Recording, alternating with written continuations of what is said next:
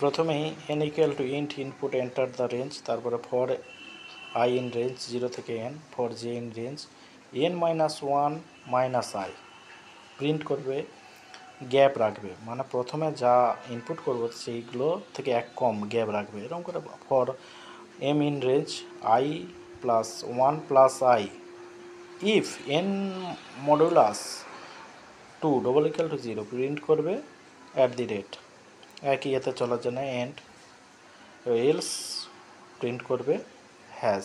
এবারে print slash n মানে next line. এবার রান করে দেখি, দেখে নাও ভালো করে প্রোগ্রামটা।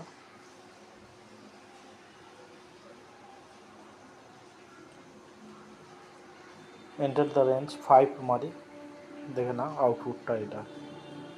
আমি এবারে পাশাপাশি রাখবো আউটপুটটা এবং প্রোগ্রামটা, দেখতে থাকো। পাশাপাশি রাখছি।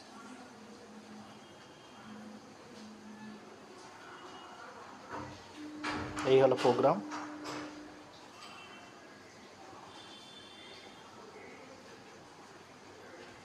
আর এটাই হলো আউটপুট।